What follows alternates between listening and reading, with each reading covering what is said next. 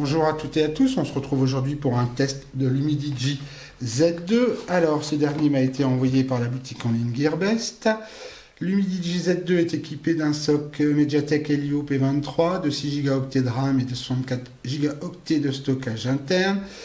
Son écran a une taille de 6,2 pouces pour une résolution Full HD+. Au niveau des caméras, en face arrière, on a un double capteur 16 plus 8 mégapixels et en face avant également 16 plus 8 mégapixels. Au niveau de la 4G, comme vous pouvez le voir ici, il supporte toutes les bandes de fréquences utilisées en France, y compris la B20 des 800 MHz et la B28 des 700 MHz. Que vous dire d'autre? Qu'il tourne sous Android 8.1, donc Oreo. Voilà à peu près pour le tour rapide des caractéristiques. À l'intérieur de la boîte, on trouve bien sûr le smartphone avec une coque de protection qui ne sera pas superflu. Ici un petit carton, voilà, pour essayer de gagner des petites choses. Après, ici, dans la petite enveloppe, un livret de démarrage en plusieurs langues, dont le français, un poinçon pour ouvrir le tiroir des cartes SIM, un chargeur aux fiches françaises d'une capacité, si j'arrive à voir, maximum de 12 volts 1,5 ampères ou 5-9 volts 2 ampères. Le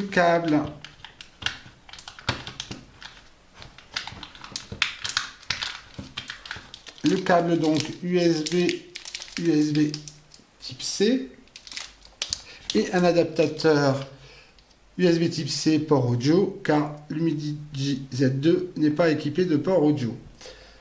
Faisons un peu le tour du design de cette Humidigi Z2. Donc en face avant, l'écran de 6,2 pouces. Ici l'encoche qu'on retrouve de plus en plus souvent, alors on aime ou on n'aime pas, qui comporte notamment les deux capteurs, le double capteur photo avant, 16 plus 8 mégapixels. En face arrière, une surface en verre qui attrape fortement la poussière et les rayures. Donc la protection fournie n'est pas superflue. Donc ici le double capteur, le flash double LED, le lecteur d'empreintes digitales. Oui, ça prend vraiment bien la poussière. Donc ici c'est la version Twilight Black.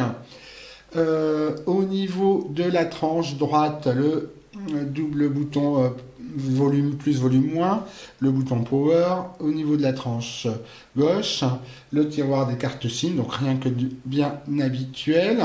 En tranche inférieure, le port USB type C, un haut-parleur micro. En tranche supérieure, juste un micro, vu qu'il n'y a pas de port audio, d'où la présence de l'adaptateur dans le packaging, dans la boîte de cette Humidigi Z2. Au niveau de la qualité de fabrication et des matériaux, rien à redire, c'est vraiment bien. Aucun souci à ce niveau-là. Cette bordure qui fait tout le tour en métal est vraiment de bonne aloi. Le smartphone tient bien en main malgré ses 6,2 pouces. Il n'y a pas de souci pour gérer celui-ci. Non, à ce niveau-là, c'est vraiment un des points forts de cette Humidigi Z2. C'est cette qualité de fabrication, on va dire le design, même s'il n'est pas très original. Il vous fait penser forcément à l'iPhone 10 ou un Huawei. Mais bon, pas de souci. Vraiment, ça c'est bien. Si ce n'est, bien sûr, comme toujours, quand on a une face arrière en verre, qu'il faut forcément la cacher avec une protection.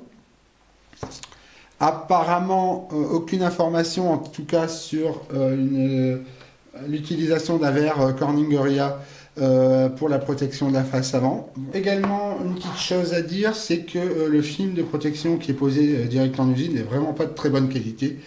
Il est déjà tourné, donc il faudra penser à en acheter un en même temps que le smartphone, en tout cas un de bonne qualité pour la protection de cet écran. Les applications Google, comme vous pouvez voir ici, sont préinstallées, enfin en tout cas la plupart. Moi j'en ai installé d'autres pour la présentation et le test de cette Humidigi Z2. Au niveau des paramètres, on peut voir ici que c'est bien un Humidigi Z2 avec 6 Go de RAM et 64 Go de stockage interne qui tourne sous une version Android 8.1.0 Oreo. Alors, voilà. Regardons un peu plus en détail ces paramètres. Ici, vous retrouvez tout ce qui est Wi-Fi, 4G, etc.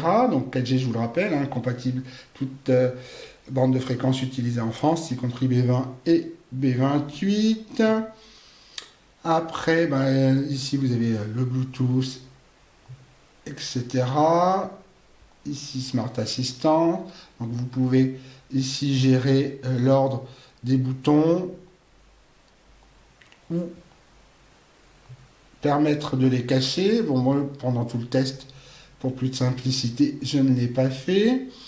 Voilà, vous avez plusieurs possibilités. Donc, ici, vous voyez un petit reste d'anglais, mais comme souvent chez Humidigi. Après, vous avez ici la batterie, le stockage interne. Donc, utilisez 1158 sur 64 Go. Donc, vous avez le système qui utilise déjà 7 Go. Vous avez ici la reconnaissance faciale. Voilà, avec les différentes possibilités. Vous avez ici l'empreinte digitale. Donc, vous voyez ici encore des restes d'anglais, mais bon, c'est largement compréhensible. Donc, bon, rien de particulier. L'Android, la version d'Android quasiment stock, avec quelques ajouts et quelques modifications, mais rien de bien profond. La reconnaissance faciale est fiable, mais elle est un peu lente. Dans les pièces ou les endroits avec peu de luminosité, l'écran va s'éclairer, ce qui permet à la reconnaissance faciale d'opérer, même si, je le répète, elle est un peu lente. Au niveau de l'empreinte digitale, écoutez, pas de souci non plus, c'est toujours fiable, même si également je trouve que c'est pas l'un des lecteurs les plus rapides. Donc je vais vous montrer, ça c'est plus facile.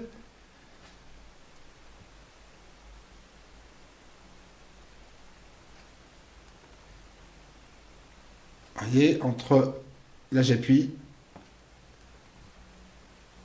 donc vous voyez, c'est pas hyper rapide, mais au moins c'est fiable à tous les coups. Au niveau des performances de l'Humidigi Z2, ici le premier test que j'ai effectué, c'est en tout, on obtient un peu moins de 85 000 points. Au niveau de PCMark performance, on obtient un peu plus de 4600 points. J'ai également fait les tests Geekbench. Donc ici CPU, alors en single core un peu moins de 800 points, un peu plus de 3700 en multicore. Au niveau Geekbench GPU, on obtient un peu moins de 3000 points. J'ai ensuite fait tous les tests de 3D Mark. Donc ici Slingshot Extreme, Slingshot, Ice Storm, les 3 versions. Donc bon, c'est des choses, des résultats, pardon, qui correspondent peu ou prou à ce qui a pu être déjà vu sur le net et qui correspondent au SoC Mediatek qui est installé dans cette Humidigi Z2. En ce qui concerne l'autonomie, l'Humidigi Z2 est équipé d'une batterie de 3850 mAh.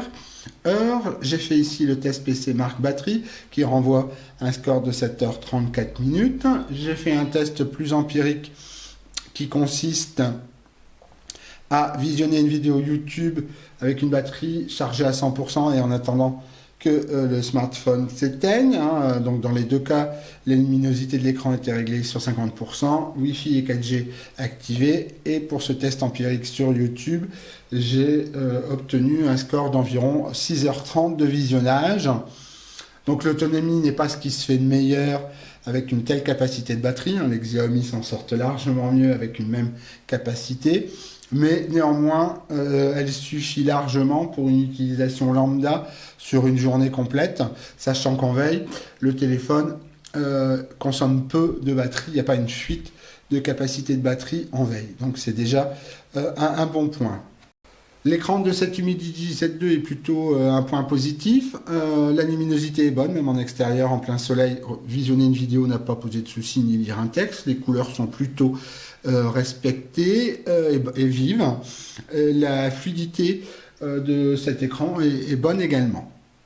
En termes de connectivité, réseau, Wi-Fi, etc. Donc l'Humidigi Z2 est bien dual band, hein, comme vous pouvez le voir ici sur ma box.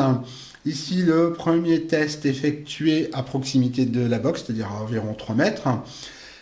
Ici, le speed test réalisé sur celle-ci, sachant qu'à une vingtaine de mètres avec une dalle béton ou en extérieur, les résultats sont identiques.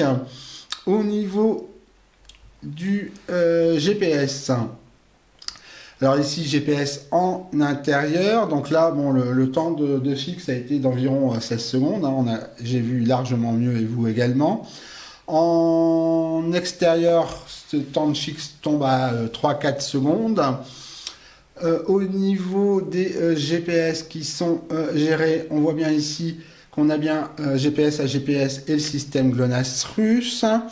Le plus important, bien sûr, pour le GPS, c'est l'utilisation sur la route avec Maps ou Waze, par exemple. Et dans les deux cas, j'ai pas rencontré de soucis particuliers. Donc, le GPS est tout à fait fonctionnel. Au niveau de la 4G, j'ai fait le test sur deux réseaux, réseau Bouygues et le réseau Orange. Ici, sur le réseau Bouygues, vous pouvez voir que le smartphone s'est connecté sur la bande B20. C'est assez exceptionnel où je me situe. D'habitude, c'est plutôt sur la B7, mais bon, ça change pas grand-chose. Au niveau du speed test, c'est peu ou prou ce que je peux constater avec mon propre smartphone, le OnePlus 5T, ou avec d'autres smartphones que je peux présenter ou tester. En ce qui concerne Orange, on se connecte aussi sur la B20. Ça, c'est plus habituel pour mon lieu d'habitation. Et au niveau du speed test, c'est aussi peu ou prou ce que je peux constater à ce niveau-là. Donc pour la 4G, pour le Wi-Fi, pour le GPS, aucun souci. Pour le Bluetooth non plus, pas de souci de connexion particulier, que ce soit à ma montre ou que ce soit avec une enceinte externe, pas de problème à ce niveau-là. Au niveau photo, comme je vous le disais en introduction, le Humidigi Z2 est équipé d'un double capteur frontal et d'un double capteur arrière. Dans les deux cas, la résolution est de 16 plus 8 mégapixels. Ici, quelques exemples pris avec le double capteur arrière. Vous les retrouverez sur notre site dans l'article qui est consacré à ce test et à cette présentation. Donc rien d'exceptionnel. Ici, avec le zoom 4. Voilà. Ici, en intérieur, standard, avec le flash, et qu'il est fort. Ici, en HDR, standard, flash, HDR, standard, flash, ce qui est un peu mieux, et HDR. Donc au niveau photo, j'ai un peu de mal à vraiment juger de la qualité, comme toujours. Donc je vous laisse juger en allant sur notre site. Globalement, j'ai pas trouvé que c'était un point négatif pour l'Humidigi Z2. En ce qui concerne la qualité du haut-parleur de l'Humidigi Z2, faisons un petit test, écoutons quelques musiques libres de droit trouvées sur la bibliothèque en ligne de YouTube. Le micro est à environ 20 cm du haut-parleur et la puissance est à 100%.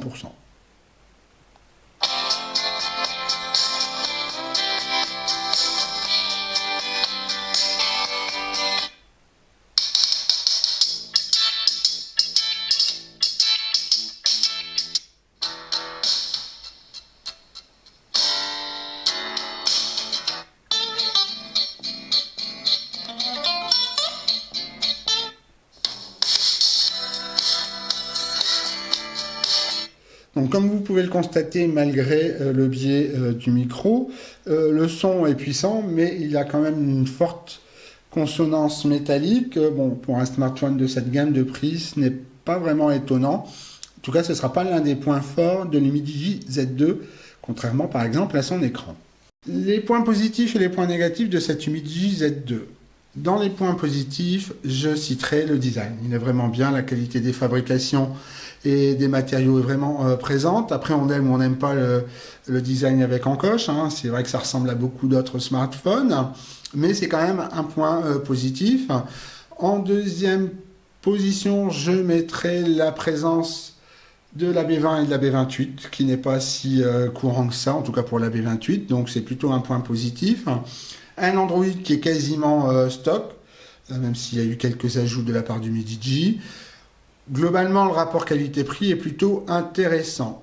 Dans les points négatifs, je dirais notamment la présence des restes d'anglais dans les paramètres. Ça peut en rebuter certains, même si c'est pas insurmontable. Un son, comme vous avez pu le constater, qui est plutôt métallique. C'est vraiment pas le point fort de cette Humidigi Z2.